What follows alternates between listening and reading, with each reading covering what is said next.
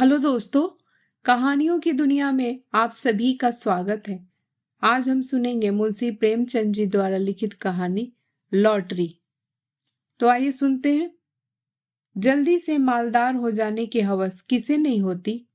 उन दिनों जब लॉटरी के टिकट आए तो मेरे दोस्त विक्रम के पिता, चाचा, अम्मा और भाई सभी ने एक एक टिकट खरीद लिया। कौन जाने किसकी तकदीर जोर करे, किसी के नाम आए रुपया रहेगा तो घर में ही। मगर विक्रम को सब्र न हुआ। औरों के नाम रुपए आएंगे फिर उसे कौन पूछता है। बहुत होगा 10-5 हजार उसे दे देंगे, इतने रुपए में उसका क्या होगा। उसकी जिंदगी में बड़े बड़े मंसूबे थे। पहले तो उसे संपूर्ण जगत की यात्रा करनी थी, एक एक कोने की। पीरू और ब्राजील और टिम्बकटू और होनोलुलु, ये सब उसके प्रोग्राम में थे। वह आंधी की तरह 1-2 महीने उड़कर लौट आने वालों में से न था। वह एक एक स्थान में कई कई दिन ठहर कर वहां के रहन सहन, रीति रिवाज आदि का अध्ययन करना और संसार यात्रा का एक बृहद ग्रंथ लिखना चाहता था। फिर उसे एक बहुत बड़ा पुस्तकालय बनवाना था, जिसमें दुनिया भर की उत्तम रचनाएं जमा की जाए। पुस्तकालय के लिए वह 2 लाख तक का खर्च करने को तैयार था। बंगला, कार और फर्नीचर तो मामूली बातें थी। पिता या चाचा के नाम रुपए आए तो 5 हजार से ज्यादा का डॉल नहीं। अम्मा के नाम आए तो 20 हजार मिल जाएंगे, लेकिन भाई साहब के नाम आ गए तो उसके हाथ धेला भी न लगेगा। वह स्वाभिमानी था। घर वालों से खैरात या पुरस्कार के रूप में कुछ लेने की बात उसे अपमान सी लगती थी। कहा करता था, भाई किसी के सामने हाथ फैलाने से तो किसी गड्ढे में डूब मरना अच्छा है। जब आदमी अपने लिए संसार में कोई स्थान न निकाल सके तो यहाँ से प्रस्थान कर जाए। वो बहुत बेकरार था। घर में लॉटरी टिकट के लिए उसे कौन रुपए देगा, और वह मांगे भी तो कैसे। उसने बहुत सोच विचार कर कहा, क्यों ना हम तुम साझे में एक टिकट ले ले। तजवीज मुझे भी पसंद आई। मैं उन दिनों स्कूल मास्टर था। 20 रुपए मिलते थे, उसमें बड़ी मुश्किल से गुजर होती थी। 10 रुपए का टिकट खरीदना मेरे लिए सफेद हाथी था। हाँ, 1 महीना दूध, घी, जलपान और ऊपर के सारे खर्च तोड़कर 5 रुपए की गुंजाइश निकल सकती थी। फिर भी जी डरता था, कहीं से कोई बलाई रकम मिल जाए तो कुछ हिम्मत बढ़े। विक्रम ने कहा, कहो तो अपनी अंगूठी बेच दूं। कह दूंगा, उंगली से फिसल गई। अंगूठी 10 रुपए से कम न थी। उसमें पूरा टिकट आ सकता था। अगर कुछ खर्च किए बिना ही टिकट में आधा साझा हुआ जाता है तो क्या बुरा है। सहसा विक्रम फिर बोला, लेकिन भाई तुम्हें नगद देने पड़ेंगे। मैं 5 रुपए नगद लिए बगैर साझा न करूंगा। अब मुझे औचित्य का ध्यान आ गया। बोला, दोस्त यह बुरी बात है। चोरी खुल जाएगी तो शर्मिंदा होना पड़ेगा और तुम्हारे साथ मुझ पर भी डांट पड़ेगी। आखिर यह तय हुआ कि पुरानी किताबें किसी सेकंड हैंड की किताब की दुकान पर बेच दी जाए और उस रुपए से टिकट लिया जाए। किताबों से ज्यादा बेजरूरत हमारे पास और कोई चीज न थी। हम दोनों साथ ही मैट्रिक पास हुए थे और यह देखकर कि जिन्होंने डिग्रियां ली अपनी आंखें फोड़ी और घर के रुपए बर्बाद किए, वह भी जुतिया चटका रहे हैं, हमने वही हाल्ट कर दिया। मैं स्कूल में मास्टर हो गया और विक्रम मटर गश्ती करने लगा। हमारी पुरानी किताबें अब दीमकों के सिवा हमारे किसी काम की न थी। हमसे जितना चाटते बना चाटा, उसका सत निकाल लिया। अब चूहे चाटे या दीमक, हमें परवाह न थी। आज हम दोनों ने उन्हें कूड़े खाने से निकाला और झाड़ पोंछ कर एक बड़ा सा गट्ठर बांधा। मास्टर था, किसी बुक सेलर की दुकान पर किताब बेचते हुए झेपता था। मुझे सभी पहचानते थे, इसलिए यह खिदमत विक्रम के सुदूप हुई और वह आध घंटे में 10 रुपए का एक नोट लिए उछलता कुत्ता पहुंचा। मैंने उसे इतना प्रसन्न कभी न देखा था। किताबें 40 रुपए से कम की न थी, पर यह 10 रुपए उस वक्त में हमें जैसे पड़े हुए मिले। अब टिकट में आधा साझा होगा, 10 लाख की रकम मिलेगी। 5 लाख मेरे हिस्से में आएंगे, 5 विक्रम के। हम अपने इसी में मग्न थे। मैंने संतोष का भाव दिखाकर कहा, 5 लाख भी कुछ कम नहीं होते जी। विक्रम इतना संतोषी न था। बोला, 5 लाख क्या, हमारे लिए तो इस वक्त 500 भी बहुत है। भाई मगर जिंदगी का प्रोग्राम तो बदलना पड़ गया। मेरा यात्रा वाली स्कीम तो टल नहीं सकती। हाँ, पुस्तकालय गायब हो गया। मैंने आपत्ति की। आखिर यात्रा में तुम 2 लाख से ज्यादा तो न खर्च करोगे? जी नहीं, उसका बजट है 3.5 लाख का। 7 वर्ष का प्रोग्राम है। 50,000 रुपए साल ही तो हुए। 4,000 महीना कहो। मैं समझता हूँ 2,000 में तुम बड़े आराम से रह सकते हो। विक्रम ने गर्म होकर कहा, मैं शान से रहना चाहता हूँ, भिखारियों की तरह नहीं। 2,000 में भी तुम शान से रह सकते हो। जब तक आप अपने हिस्से में से 2 लाख मुझे न दे देंगे, पुस्तकालय न बन सकेगा। कोई जरूरी नहीं कि तुम्हारा पुस्तकालय शहर में बेजोर हो। मैं तो बेजोर ही बनवाऊंगा, इसका तुम्हें अख्तियार है, लेकिन मेरे रुपए में से तुम्हें कुछ न मिल सकेगा। मेरी जरूरतें देखो, तुम्हारे घर में काफी जायदाद है, तुम्हारे सिर कोई बोझ नहीं। मेरे सिर तो सारी गृहस्थी का बोझ है। 2 बहनों का विवाह है, 2 भाइयों की शिक्षा है, नया मकान बनवाना है। मैंने तो निश्चय कर लिया है कि सब रुपए सीधे बैंक में जमा कर दूंगा, उनके सूद से काम चलाऊंगा। कुछ ऐसी शर्तें लगा दूंगा कि मेरे बाद भी कोई इस रकम में हाथ न लगा सके। विक्रम ने सहानुभूति के भाव से कहा, हाँ, ऐसी दशा में तुमसे कुछ मांगना अन्याय है।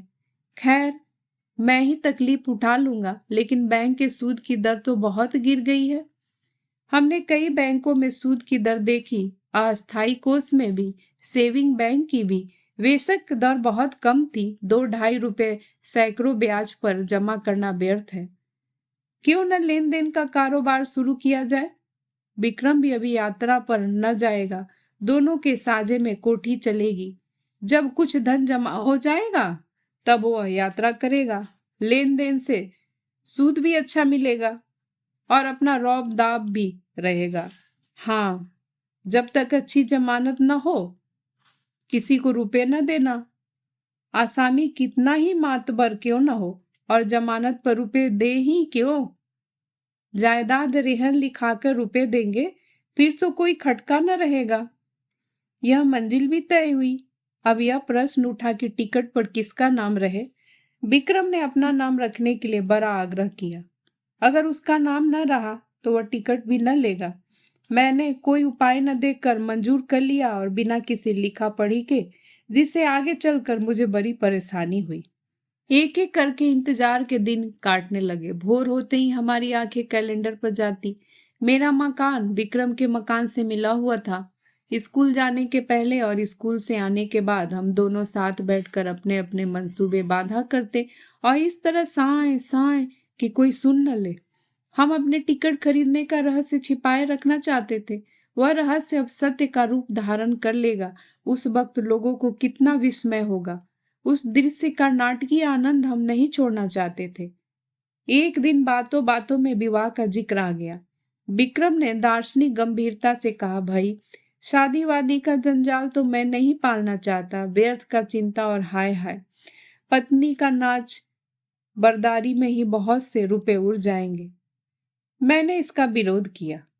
हाँ, यह तो ठीक है, लेकिन जब तक जीवन के सुख दुख का कोई साथी न हो, जीवन का आनंद ही क्या। मैं तो विवाहित जीवन से विरक्त नहीं हूँ।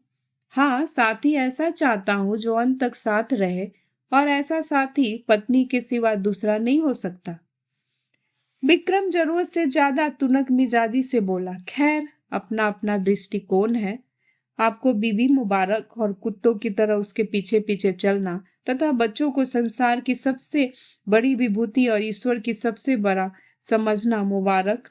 बंदा तो आजाद रहेगा। अपने मजे से चाहा और जब चाहा उड़ गए, और जब चाहा घर आ गए। यह नहीं कि हर वक्त एक चौकीदार आपके सिर पर सवार हो। जरा सी देर हुई घर आने में और फौरन जवाब तलब। कहाँ थे अब तक? आज बाहर निकले और फौरन जवाब सवाल हुआ, कहाँ जाते हो? और जो कभी दुर्भाग्य से पत्नी जी भी साथ हो गई, तब तो डूब मरने के सिवा आपके लिए कोई मार्ग ही नहीं रह जाता। न भैया, मुझे आपसे जरा भी सहानुभूति नहीं। बच्चे को जरा सा जुकाम हुआ और आप बेतहासा दौरे चले जा रहे हैं होम्योपैथी डॉक्टर के पास। जरा सा उम्र खिसकी और लौंडे मनाने लगे कि कब आप प्रस्थान करें और वह गुलछर्रे उठाए। मौका मिला तो आपको जहर खिला दिया और मशहूर किया कि आपको कालरा हो गया था। मैं इस जंजाल में नहीं पड़ता। कुंती आ गई। वह विक्रम की छोटी बहन थी, कोई 11 साल की, छठे में पढ़ती थी और बराबर फेल होती थी। बड़ी चिबिल्ली, बड़ी शौक। इतने धमाके से द्वार खोला कि हम दोनों चौंक कर उठ खड़े हुए। विक्रम ने बिगड़ कर कहा, तू बड़ी शैतान है कुंती, किसने तुझे बुलाया यहाँ? कुंती ने खुफिया पुलिस की तरह कमरे में नजर दौड़ाकर कहा, तुम लोग हरदम यहाँ किवाड़ बंद किए बैठा क्या बातें करते रहते हो? जब देखो यहीं बैठे हो, न कहीं घूमने जाते हो, न तमाशा देखने। कोई जादू मंत्र जगाते होगे? विक्रम ने उसकी गर्दन पकड़कर हिलाते हुए कहा, हाँ, एक मंत्र जगा रहे हैं जिसमें तुम्हें ऐसा दूल्हा मिले जो रोज गिन कर 5,000 हंटर जमाए सरासर। कुंती उसकी पीठ पर बैठकर बोली, मैं ऐसे दूल्हे से विवाह करूंगी जो मेरे सामने खड़ा पूछ हिलाता रहेगा। मैं मिठाई के दाने फेंक दूंगी, वह चाटेगा, जरा भी ची चपड़ करेगा तो कान गर्म कर दूंगी। अम्मा को लॉटरी के रुपए मिलेंगे तो 50,000 मुझे दे दें, बस चैन करूंगी। मैं दोनों वक्त ठाकुर जी से अम्मा के लिए प्रार्थना करती हूँ। अम्मा कहती है कुंवारी लड़कियों की दुआ कभी निष्फल नहीं जाती। मेरा मन तो कहता है अम्मा को रुपए जरूर मिलेंगे। मुझे याद आया, एक बार मैं अपने ननिहाल देहात में गया था तो सूखा पड़ा हुआ था। भादों का महीना आ गया था, मगर पानी की बूंद नहीं।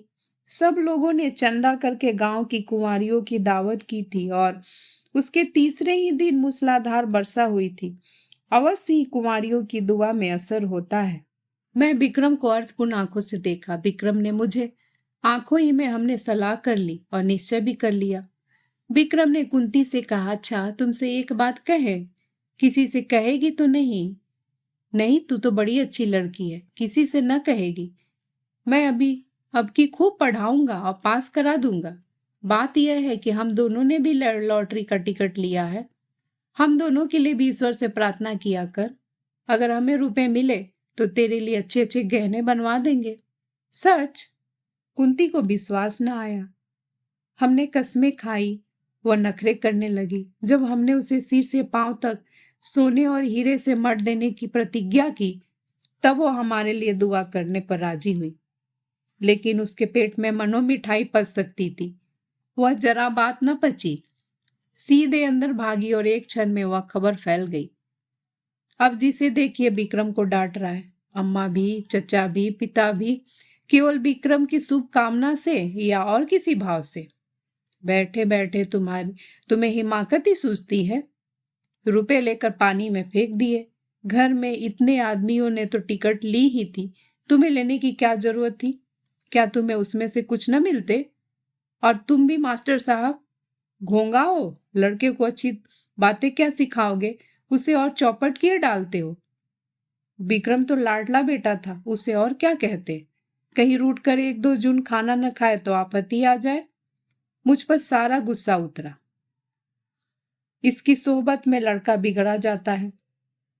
पर उपदेश कुशल बहुत तेरे वाली कहावत मेरी आंखों के सामने थी।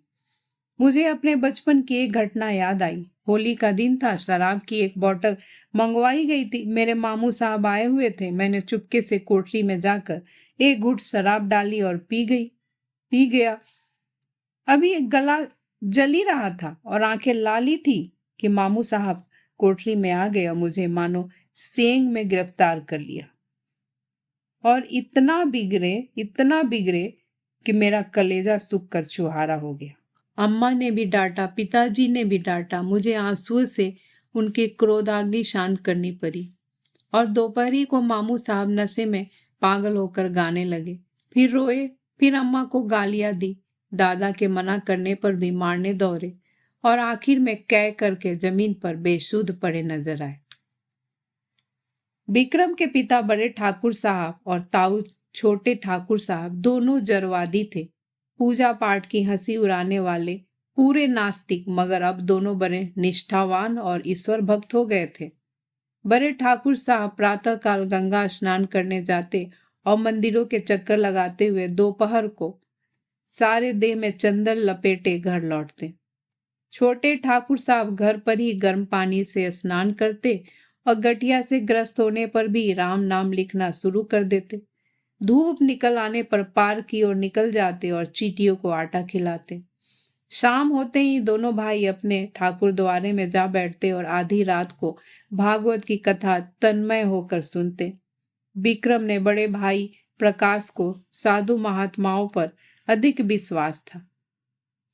वह मठों और साधुओं के अखाड़ों तथा कुटियों की खाक छानते और माताजी को तो भोर से आधी रात तक स्नान पूजा और व्रत के सिवा दूसरा काम ही न था। इस उम्र में उन्हें श्रृंगार का शौक था, पर आजकल पूरी तपस्विनी बनी हुई थी। लोग नाहक लालसा को बुरा कहते हैं। मैं तो समझता हूं हम में तो यह भक्ति निष्ठा और धर्म प्रेम है, वह केवल हमारी लालसा, हमारी हवस के कारण। हमारा धर्म हमारे स्वार्थ के बल पर टिका हुआ है। हवस मनुष्य के मन और बुद्धि का इतना संस्कार कर सकती है, यह मेरे लिए बिल्कुल नया अनुभव था। हम दोनों ही ज्योतिषियों और पंडितों से प्रश्न करके अपने को कभी दुखी कर लिया करते हैं। ज्यों-ज्यों लॉटरी का दिवस समीप आता जाता था, हमारे चित्त की शांति उड़ती जाती थी। हमेशा उसी ओर मन टंगा रहता। मुझे आप अकारण संदेह होने लगा कि कहीं विक्रम मुझे हिस्सा देने से इनकार कर दे तो मैं क्या करूंगा। साफ इनकार कर जाए कि तुमने टिकट का साझा किया ही नहीं, न कोई तहरीर है न कोई दूसरा सबूत। सब कुछ विक्रम की नियत पर है। उसकी नियत जरा भी डवाडोल हुई कि काम तमाम। कहीं फरियाद नहीं कर सकता, मुंह तक नहीं खोल सकता। अब अगर कुछ कहूं भी तो लाभ नहीं। अगर उसकी नियत में फितूर आ गया है तो वह अभी से इनकार कर देगा। अगर नहीं आया है तो इस संदेह से उसे मर्मांतक वेदना होगी। आदमी ऐसा तो नहीं है, मगर भाई दौलत पाकर ईमान सलामत रखना कठिन है। अभी तो रुपए नहीं मिले हैं। इस वक्त ईमानदार बनने में क्या खर्च होता है। परीक्षा का समय तो तब आएगा जब 10 लाख रुपए हाथ में होंगे। मैंने अपने अंतःकरण को टटोला। अगर टिकट मेरे नाम का होता और मुझे 10 लाख मिल जाते तो क्या मैं आधे रुपए बिना कान पूछ हिलाए विक्रम के हवाले कर देता। कौन कह सकता है, मगर संभव यही था कि मैं हीले हवाले करता। कहता तुमने मुझे 5 रुपए उधार दिए हैं, उसके 10 ले लो, 100 ले लो, और क्या करोगे। मगर नहीं, मुझसे इतनी बददियांती न होती। दूसरे दिन हम दोनों अखबार देख रहे थे कि सहसा विक्रम ने कहा, कहीं हमारा टिकट निकल आए तो मुझे अफसोस होगा कि नाहक तुमसे साझा किया। वह सरल भाव से मुस्कुराया, मगर यह थी उसकी आत्मा की झलक जिसे वह विनोद की आड़ में छिपाना चाहता था। मैंने चौंक कर कहा, सच? लेकिन इसी तरह मुझे भी तो अफसोस हो सकता है। लेकिन टिकट तो मेरे नाम का है, इससे क्या। अच्छा, मान लो मैं तुम्हारे साझे से इनकार कर जाऊं। मेरा खून सर्द हो गया, आंखों के सामने अंधेरा छा गया। मैं तुम्हें इतना बदनीयत नहीं समझता था, मगर मैं बहुत संभव 5 लाख, सोचो दिमाग चकरा जाता है। तो भाई अभी से कुशल है, लिखा पढ़ी कर लो, यह संशय रहे ही क्यों। विक्रम ने हंसकर कहा, तुम बड़े सकी हो यार, मैं तुम्हारी परीक्षा ले रहा था। भला ऐसा कहीं हो सकता है। 5 लाख तो क्या, 5 करोड़ भी हो तब भी ईश्वर चाहेगा तो नियत में खलल न आने दूंगा। किंतु मुझे उसके इस आश्वासनों पर बिल्कुल विश्वास न आया। मन में एक संशय बैठ गया। मैंने कहा, यह तो मैं भी जानता हूं तुम्हारी नियत कभी विचलित नहीं हो सकती, लेकिन लिखा पढ़ी कर लेने में क्या हर्ज है। फजूल है, फजूली सही तो पक्के कागज पर लिखना पड़ेगा। 10 लाख की कोर्ट फीस ही 7,500 हो जाएगी। किस भ्रम में हैं आप। मैंने सोचा बला से शादी लिखा पढ़ी के बल पर कोई कानूनी कार्रवाई न कर सकूंगा, पर इन्हें लज्जित करने का, जलील करने का, इन्हें सबके सामने बेईमान सिद्ध करने का अवसर तो मेरे हाथ आएगा। और दुनिया में बदनामी का भय न हो तो आदमी न जाने क्या करे। अपमान का भय कानून के भय से किसी तरह कम क्रियाशील नहीं होता। बोला, मुझे सादे कागज पर ही विश्वास आ जाएगा। विक्रम ने लापरवाही से कहा, जिस कागज का कोई कानूनी महत्व ही नहीं उसे लिखकर क्या समय नष्ट करे। मुझे निश्चय हो गया कि विक्रम की नीयत में अभी से फितूर आ गया। नहीं तो सादा कागज लिखने में क्या बाधा हो सकती है। बिगड़ कर कहा, तुम्हारी नीयत तो अभी से खराब हो गई। उसने निर्लजता से कहा, तो क्या तुम साबित करना चाहते हो कि ऐसी दशा में तुम्हारी नीयत न बदलती? मेरी नीयत इतनी कमजोर नहीं है। रहने भी दो बड़ी नीयत वाले, अच्छे अच्छे को देखा है। तुम्हें इसी वक्त लेखाबद्ध होना पड़ेगा। मुझे तुम्हारे ऊपर विश्वास नहीं रहा। अगर तुम्हें मेरे ऊपर विश्वास नहीं है तो मैं भी नहीं लिखता। तो क्या तुम समझते हो तुम मेरे रुपए हजम कर जाओगे? किसके रुपए और कैसे रुपए? मैं कह देता हूं विक्रम, हमारी दोस्ती का ही अंत न हो जाएगा, बल्कि उससे कहीं भयंकर परिणाम होगा। हिंसा की एक ज्वाला सी मेरे अंदर दहक उठी।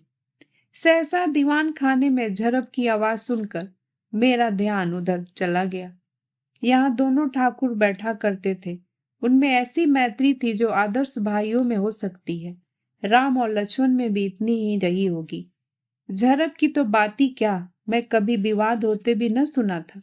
बड़े ठाकुर जो कह दे वह छोटे ठाकुर के लिए कानून था, और छोटे ठाकुर की इच्छा देखकर ही बड़े ठाकुर कोई बात कहते थे। हम दोनों को आश्चर्य हुआ। दीवान खाने के द्वार पर जाकर खड़े हो गए। दोनों भाई अपनी अपनी कुर्सियों से उठकर खड़े हो गए थे। एक एक कदम आगे भी बढ़ा आए थे। आंखें लाल, मुख विकृत, त्योरिया चढ़ी हुई, मुठ्ठियां बंधी हुई। मालूम होता था बस हाथापाई हुआ ही चाहता है। छोटे ठाकुर ने हमें देखकर पीछे हटते हुए कहा, सम्मिलित परिवार में जो कुछ भी हो और कहीं से भी और किसी के नाम भी आए, वह सबका बराबर है। बड़े ठाकुर ने विक्रम को देखकर एक कदम और आगे बढ़ाया। हरगिज नहीं, अगर मैं कोई जुर्म करूं तो मैं पकड़ा जाऊंगा। सम्मिलित परिवार नहीं, मुझे सजा मिलेगी, सम्मिलित परिवार को नहीं। यह वैयक्तिक प्रश्न है, इसका फैसला अदालत से होगा। शौक से अदालत जाइए। अगर मेरे लड़के, मेरी बीबी या मेरे नाम लॉटरी निकली तो आपका उससे कोई संबंध न होगा। उसी तरह जैसे अगर आपके नाम लॉटरी निकले तो मुझसे, मेरी बीबी से या मेरे लड़के से उससे कोई संबंध न होगा। अगर मैं जानता कि आपकी नीयत है तो मैं भी बीबी बच्चों के नाम से टिकट ले सकता था। यह आपकी गलती है, इसलिए कि मुझे विश्वास था आप भाई हैं। यह जुआ है, आपको समझ लेना चाहिए था। जुए की हार जीत का खानदान पर कोई असर नहीं पड़ सकता। अगर आप कल 10-5 हजार रेस में हार गए तो खानदान उसका जिम्मेदार न होगा, मगर भाई का हक दबाकर आप सुखी नहीं रह सकते। आप न ब्रह्मा है, न ईश्वर और न महात्मा। विक्रम की माता ने सुना कि दोनों भाइयों में ठनी हुई है और मल्ल युद्ध हुआ चाहता है, तो दौड़ी हुई बाहर आई और दोनों को समझाने लगी। छोटे ठाकुर ने बिगड़ कर कहा, आप मुझे क्या समझाती हैं? उन्हें समझाइए जो 4-4 टिकट लिए हुए बैठे हैं। मेरे पास क्या है, एक टिकट, उसका क्या भरोसा। मेरी अपेक्षा उन्हें रुपए मिलने का चौगुना चांस है। उनकी नीयत बिगड़ जाए तो लज्जा और दुख की बात है। ठकुराइन ने देवर को दिलासा देते हुए कहा, अच्छा, मेरे रुपए में से आधे तुम्हारे, अब तो खुश हो। बड़े ठाकुर ने बीबी की जवान पकड़ी, क्यों आधे ले लेंगे, मैं एक देला भी न दूंगा। हम मुरव्वत और सहृदयता से काम ले, फिर भी उन्हें 5वें हिस्से से ज्यादा किसी तरह न मिलेगा। आधे का दावा किस नियम से हो सकता है? न बौद्धिक है, न धार्मिक, न नैतिक। छोटे ठाकुर ने खिसियाकर कहा, सारी दुनिया का कानून आप ही तो जानते हैं। जानते ही हैं, 30 साल तक वकालत नहीं की है। यह वकालत निकल जाएगी जब सामने कलकत्ते का बैरिस्टर खड़ा कर दूं। बैरिस्टर की ऐसी की तैसी, चाहे कलकत्ते का हो या लंदन का, मैं आधा लूंगा, उसी तरह जैसे घर की जायदाद में मेरा आधा है। इतने में विक्रम के बड़े भाई साहब सिर और हाथ में पट्टी बांधे लंगड़ाते हुए, कपड़ों पर ताजा खून के दाग लगाए, प्रसन्न मुख आकर आराम कुर्सी पर गिर पड़े। बड़े ठाकुर ने घबराकर पूछा, यह तुम्हारी क्या हालत है जी? यह चोट कैसे लगी? किसी से मारपीट तो नहीं हो गई? प्रकाश ने कुर्सी पर लेटकर एक बार कराहा, फिर मुस्कुराकर बोले, जी नहीं, कोई बात नहीं, ऐसी कुछ बहुत चोट नहीं लगी। कैसे कहते हो कि चोट नहीं लगी? सारा हाथ और सिर सूज गया है, कपड़े खून से तर है। यह मुआवला क्या है? कोई मोटर दुर्घटना तो नहीं हो गई? बहुत मामूली चोट है साहब, 2-4 दिन में अच्छी हो जाएगी, घबराने की कोई बात नहीं। प्रकाश के मुख पर आशापूर्ण शांत मुस्कान थी। क्रोध, लज्जा या प्रतिशोध की भावना का नाम भी न था। बड़े ठाकुर ने और व्यग्र होकर पूछा, लेकिन हुआ क्या? यह क्यों नहीं बतलाते? किसी से मारपीट हुई हो तो थाने में रपट करवा दूं? प्रकाश ने हल्के मन से कहा, मारपीट किसी से नहीं हुई साहब। बात यह है कि मैं जरा झक्कर बाबा के पास चला गया था। आप तो जानते हैं वह आदमियों की सूरत से भागते हैं और पत्थर लेकर मारने दौड़ते हैं। जो डर कर भागा वह गया, जो पत्थर की चोट खाकर भी उनके पीछे लगा रहा वह पारस हो गया। वह यही परीक्षा लेते हैं। आज मैं वहां पहुंचा तो कोई 50 आदमी जमा थे, कोई मिठाई लिए, कोई बहुमूल्य भेंट लिए, कोई कपड़ों की थान लिए। झक्कर बाबा ध्यानावस्था में बैठे हुए थे। एकाएक उन्होंने आंखें खोली और यह जनसमूह देखा तो कई पत्थर चुनकर उनके पीछे दौड़े। फिर क्या था? भगदड़ मच गई। लोग गिरते पड़ते भागे, हुर्र हो गए। एक भी न टिका। अकेला मैं घंटे घर की तरह वहीं डटा रहा। बस उन्होंने पत्थर चला ही तो दिया। पहला निशाना सिर में लगा। उनका निशाना अचूक पड़ता है। खोपड़ी भन्ना गई, खून की धारा बह चली, लेकिन मैं हिला नहीं। फिर बाबा जी ने दूसरा पत्थर फेंका, वह हाथ में लगा। मैं गिर पड़ा और बेहोश हो गया। जब होश आया तो वहां सन्नाटा था। बाबा जी भी गायब हो गए थे। अंतर्ध्यान हो जाया करते हैं। किसे पुकारूं? किससे सवारी लाने को कहूं? मारे दर्द के हाथ फटा पड़ता था और सिर से अभी तक खून जारी था। किसी तरह उठा और सीधा डॉक्टर के पास गया। उन्होंने देखकर कहा, हड्डी टूट गई है और पट्टी बांध दी। गर्म पानी से सेकने को कहा है। शाम को फिर आएंगे। मगर चोट लगी तो लगी। अब लॉटरी मेरे नाम आई धरी है, यह निश्चय है। ऐसा कभी हुआ ही नहीं कि झक्कर बाबा की मार खाकर कोई नामुराद रह गया हो। मैं तो सबसे पहले बाबा की कुटी बनवा दूंगा। बड़े ठाकुर साहब के मुख पर संतोष की झलक दिखाई दी। फौरन पलंग बिछ गया। प्रकाश उस पर लेटे, ठकुराइन पंखा झलने लगी। उनका भी मुख प्रसन्न था। इतनी चोट खाकर 10 लाख पा जाना कोई बुरा सौदा न था। छोटे ठाकुर साहब के पेट में चूहे दौड़ रहे थे। ज्यों ही बड़े ठाकुर भोजन करने गए और ठकुराइन भी प्रकाश के लिए भोजन का प्रबंध करने लगी, त्यों ही छोटे ठाकुर ने प्रकाश से पूछा, क्या बहुत जोर से पत्थर मारते हैं? जोर से तो क्या मारते होंगे, प्रकाश ने उनका आशय समझकर कहा। अरे साहब, पत्थर नहीं मारते, बम गोले मारते हैं। देव सा तो डील डॉल है और बलवान इतने हैं कि एक घूसे में शेरों का काम तमाम कर देते हैं। कोई ऐसा वैसा आदमी हो तो एक ही पत्थर में टें हो जाए। कितने ही तो मर गए, मगर आज तक झक्कर बाबा पर मुकदमा नहीं चला।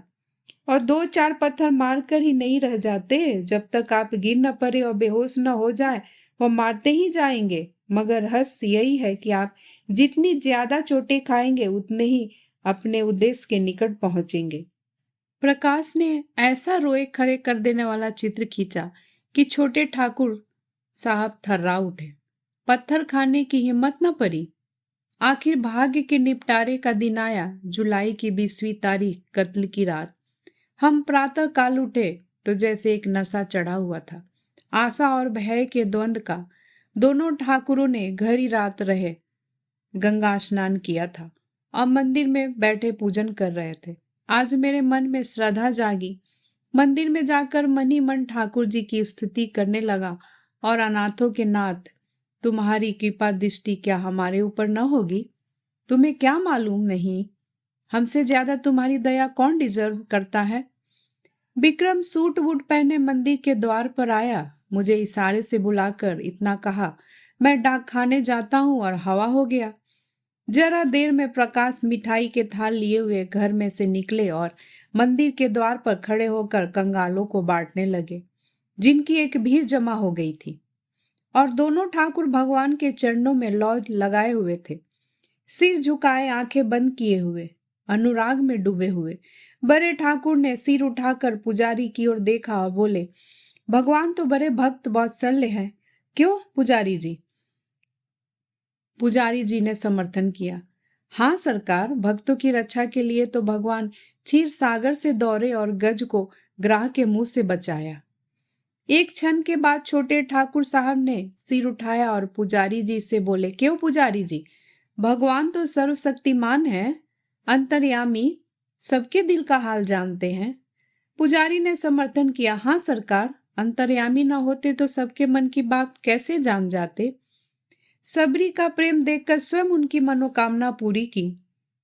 पूजन समाप्त हुआ, आरती हुई। दोनों भाइयों ने आज ऊंचे स्वर से आरती गाई और बड़े ठाकुर ने 2 रुपए थाल में डाले, छोटे ठाकुर ने 4 रुपए डाले। बड़े ठाकुर ने एक बार कोप दृष्टि से देखा, मुंह फेर लिया। सहसा बड़े ठाकुर ने पुजारी से पूछा, तुम्हारा मन क्या कहता है पुजारी जी? पुजारी जी बोले, सरकार की फतेह है। छोटे ठाकुर ने कहा, और मेरी? पुजारी ने उसी मुस्तैदी से कहा, आपकी भी फतेह है। बड़े ठाकुर श्रद्धा से डूबे भजन गाते हुए मंदिर से निकले। प्रभु जी मैं तो आयो शरण तिहारे, हाँ प्रभु जी। 1 मिनट में छोटे ठाकुर साहब भी मंदिर से गाते हुए निकले। अब पत राखो मोरे दया निधन, तोरी गति लखी न परे। मैं भी पीछे निकला और जाकर मिठाई बांटने में प्रकाश बाबू की मदद करने चाहा। उन्होंने थाल हटाकर कहा, आप रहने दीजिए, मैं अभी बांटे डालता हूं। अब रही कितना गया है। मैं खिसियाकर डाक खाने की तरफ चला कि विक्रम मुस्कुराता हुआ साइकिल पर आ पहुंचा। उसे देखते ही सभी जैसे पागल हो गए। दोनों ठाकुर सामने ही खड़े थे, दोनों बाज की तरह झपटे। प्रकाश के थाल में थोड़ी सी मिठाई बच पड़ी थी, उसने थाल जमीन पर पटका और दौड़ा, और मैंने तो उस उन्माद में विक्रम को गोद में उठा लिया, मगर कोई उससे कुछ पूछता नहीं। सभी जय जयकार के हाक लगा रहे हैं। बड़े ठाकुर ने आकाश की ओर देखा, बोलो बोलो राजा रामचंद्र की जय। छोटे ठाकुर ने छलांग मारी, बोलो हनुमान जी की जय। प्रकाश तालियां बजाता हुआ चीखा, दुहाई झक्कर बाबा की। विक्रम ने और जोर से कहा मारा और फिर अलग खड़ा होकर बोला, जिसका नाम आया है उससे 1 लाख लूंगा, बोलो है मंजूर?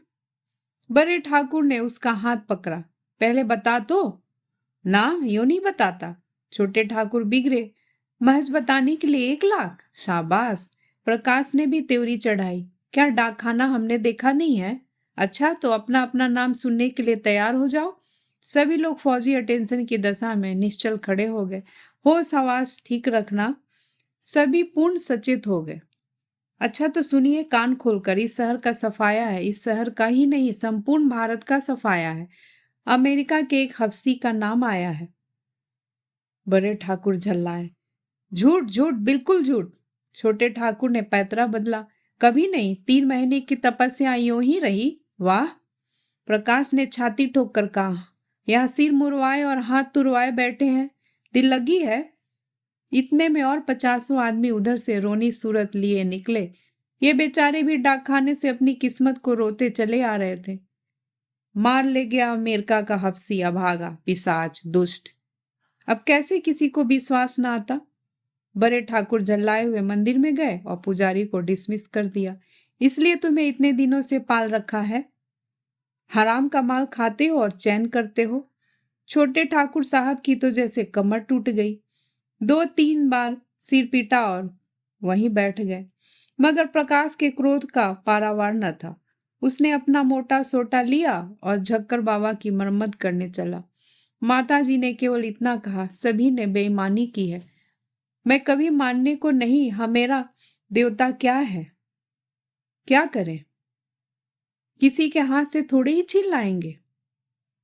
रात को किसी ने खाना नहीं खाया। मैं भी उदास बैठा हुआ था कि विक्रम आकर बोला, चलो होटल से कुछ खाएं, घर में तो चूल्हा नहीं जला। मैंने पूछा, तुम डाकखाने से आए तो बहुत प्रसन्न क्यों थे? उसने कहा, जब मैंने डाकखाने के सामने हजारों की भीड़ देखी तो मुझे अपने लोगों के गधेपन पर हंसी आई। एक शहर में जब इतने आदमी हैं तो सारे हिंदुस्तान में इसके 1000 गुनों से कम न होंगे, और दुनिया में तो लाख गुने से भी ज्यादा ही होंगे।